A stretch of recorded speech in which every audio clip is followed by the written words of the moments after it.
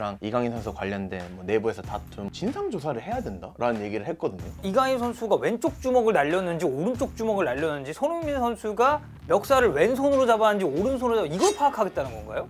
요새 한국 사람들 가장 많이 거론되는 외국인 클린스만 감독에 대한 얘기를 좀 해보고 싶은데, 지금 언론에서 약간 추정하는 바로는 추정치가 한 60억에서 코치 사단 전부 포함했을 때는 100억까지도 늘어날 수 있다. 약 한 300억 정도의 대출을 지금 은행을 통해서 받았다라고. 협회가 대출을 받을 일이 있나요?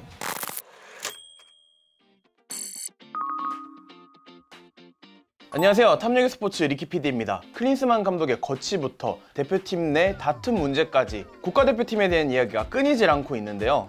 축구협회가 클린스만 경질을 망설였던 이유와 클린스만 선임은 어디서부터 어떻게 꼬인 건지 황덕연 축구 해설위원님 모시고 이야기 나눠보겠습니다. 안녕하십니까? 안녕하십니까? 저는 지금 쿠팡플레이에서 K리그 그리고 해외축구 중계 열심히 하고 있고, 유튜브 채널 이스타TV에서 또 축구 패널로 활동하고 있는 황덕연이라고 합니다. 요새 한국 사람들 가장 많이 거론되는 외국인 클린스만 감독에 대한 얘기를 좀 해보고 싶은데, 여기 또 이렇게 사진도 여기 딱 준비를 하셔가지고 역대 이토록 저희 축구 대표팀 감독에 대한 비난이 자자했던 적이 있나 싶거든요. 사실 축구 별로 안 좋아하시는 분들도 클린스만 감독 모르시는 분들은 없잖아요. 일반 국민들조차 이 감독에 대해서 좀 비판적인 시선을 던지는 건 거의 최초이자 마지막이 되어야 되지 않을까라고 생각합니다. 경질에 대한 얘기도 꾸준히 나왔는데 좀 미온적인 태도를 보였단 말이에요. 경질을 망설이는 이유 중에 좀 하나가 클린스만 사단에 대한 거액의 위약금 때문이란 말도 있거든요. 지금 언론에서 약간 추정하는 바로는 추정치가 한 60억에서 코치 사단 전부 포함했을 때는 100억까지도 늘어날 수 있다. 적지 않은 위약금이고, 클린스만 감독 자체가 부임한 지가 얼마 안 됐고, 아직은 조금 두고 봐야 되지 않냐,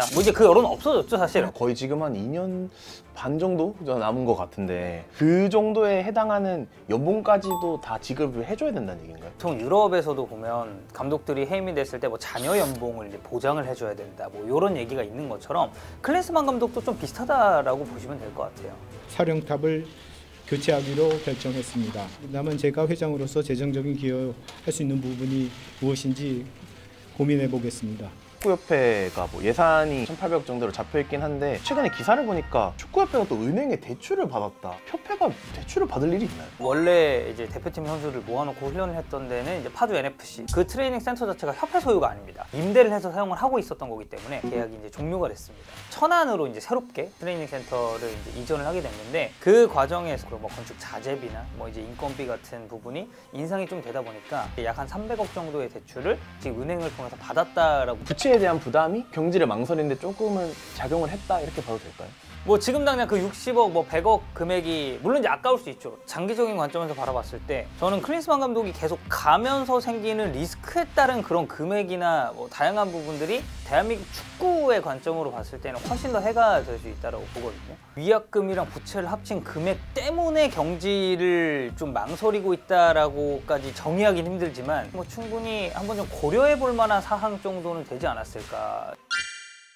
축구팬들 화나게 했던 단어가 경질에 대한 명분이 없다. 4강을 갔기 때문에 경질할 명분이 없다, 이렇게 말하는 건 말도 안 되는 소리다 라고 저는 생각합니다. 누구보다 대한민국 대표팀의 우승을 바랬지만 한편으로는 이거 우승해서 진짜 클린스만 못 자르면 어떡하지? 라는 생각도 했었어요. 클린스만 축구 하면 특히 무전술, 해조 축구 이런 별명까지 붙었는데, 감독이 하는 역할이 많은데 제일 중요하게 생각해야 될 포인트는 결국 어떤 전술을 가지고 어떤 방향성을 잡을 거냐, 그리고 그 방향성을 과연 올바른 쪽으로 어떻게 좀 이끌어 갈 것이냐. 전술에 대한 얘기가 나올 때마다 언론을 통해서 내비쳤던 얘기는 뭐냐면, 이 선수들 그냥 경기장에서 잘 펼칠 수 있게끔 동기부여해주고 그런 역할이라고 생각한다. 그것만 할 거면 뭐하러 그렇게 많은 돈을 주고 외국에서 이름값 있는 이런 분들을 데려옵니까? 저도 잘하거든요. 커뮤니케이션 하고 동기부여 해주고. 근데 대표팀은 특성상 소집 기간에만 선수들을 볼 수 있고, 그 단기간 내에 이 선수들을 어떤 식으로 구성을 할 것인지, 어떤 경기력을 어떻게 끌어낼 것인지에 대한 고민도 필요하고 굉장히 생각해야 될 부분이 많습니다. 가장 논란이 됐던 건 클린스만 감독의 재택근무 논란이었어요. 군대에 있는 선수들 보러 다녀야 될 시간도 저는 부족하다라고 보는데, 그거를 무슨 스카우팅 프로그램을 통해서 보고를 받겠다. 오히려 벤투 감독은 이제 사단을 딱 꾸리면서도 그 얘기를 했죠. 협회 사무실 차려달라. 사무실을 보면 테이블이 여러 개가 있고 칠판에 포르투갈어로 뭔가 많이 써 있어요. 사무실 안에서 큰 소리가 막 나요. 살짝 이렇게 들어보면 전술 관련 얘기나 선수 관련 얘기를 엄청 합니다. 약간 밖에서 봤을 때는 이게 싸우나? 이런 게 있을 정도로 저는 열정을 보여줬었던 팀이 벤투 감독 그 사단이라고 보거든요. 대한민국 축구대표팀 그 감독이라는 자리를 어떻게 생각을 하고 있는지에 대한 의문이 좀 드는 게 사실입니다.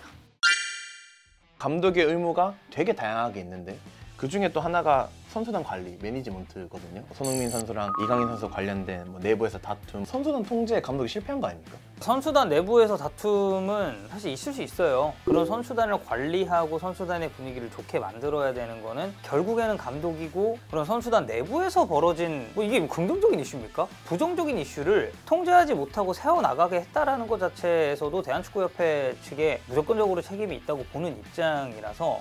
불화설을 이렇게 쉽게 인정한다? 라고 하는 데는 전 기억이 안 나거든요. 아니 하물며 가족끼리 다툼이 있어도 그거 뭐 어디 가서 얘기 안 하고 다니잖아요. 그것도 해외 쪽에서 기사가 나왔어요. 굉장히 좀 가십거리에 대해서 좀 특화되어 있는 그런 매체였기 때문에 클린스만 감독 협회 계속해서 입에 오르내리고 있고 너무 시선 돌리게 하는 거 아니냐, 나올 수밖에 없어요. 진상조사를 해야 된다라는 얘기를 했거든요. 파악이 잘 안 돼 있다는 뜻인데 인정은 또 했고, 이강인 선수가 왼쪽 주먹을 날렸는지 오른쪽 주먹을 날렸는지, 손흥민 선수가 멱살을 왼손으로 잡았는지 오른손으로 잡았는지 이걸 파악하겠다는 건가요? 뭘 조사를 하겠다라는 건지도 모르겠고, 그리고 그게 과연 조사를 할 만한 거리냐? 국가대표를 관리하고 있는 대한축구협회가 선수들의 이슈를 이렇게 전면에 내세우는 게 맞냐? 그러니까 애초에 협회가 글쎄요, 일단 저희도 한번 확인을 해봐야 될 것 같은데요? 라고 했으면 그냥 깔끔합니다. 그런 문제는 나중에 한 20년, 30년이 지나서 손흥민 선수가 이제 뭐 국가대표 이제 원로로 이제 탐욕의 스포츠에 나왔습니다. 사실 그때 제 강이나 좀 다퉜습니다. 근데 결과가 좋지 못해서 참 뭐 죄송한 마음이 있었습니다. 이렇게 했으면 너무 깔끔한 거예요.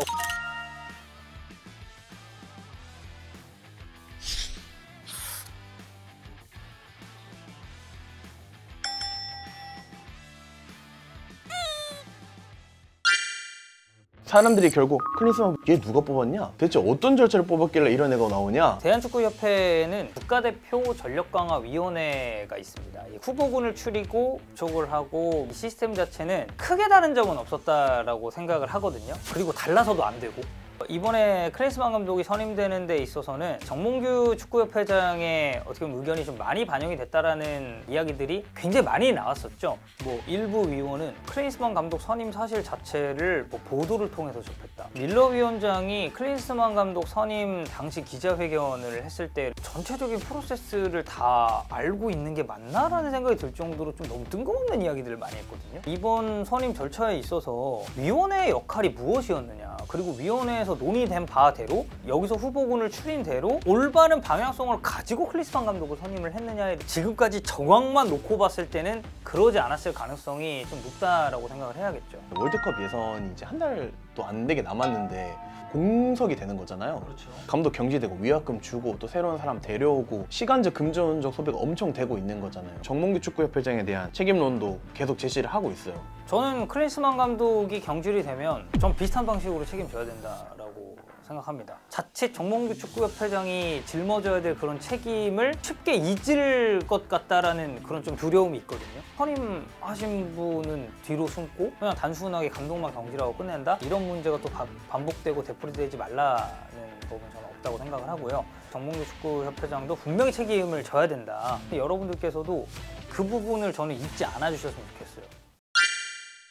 오늘은 황덕현 축구 해설위원님을 모시고 축구협회가 클린스만 감독의 경질을 망설일 수밖에 없었던 이유 중 하나를 들어봤고요. 클린스만 감독은 대체 어떤 절차를 통해서 뽑히게 됐는지에 대해서도 이야기 나눠봤습니다. 오늘 알아본 스포츠 너머의 돈 이야기는 여기까지고요. 구독과 좋아요, 알람 설정 꼭 부탁드리면서 저는 다음에도 흥미로운 이야기를 가지고 돌아오겠습니다. 오늘 긴 시간 황덕현 해설위원님 감사드립니다. 고맙습니다. 네, 감사합니다. 이번 영상을 만든 PD가 추천하는 영상도 보고 가세요. 스브스 뉴스의 다른 영상을 즐기시려면 구독 버튼을 꼭 눌러주세요.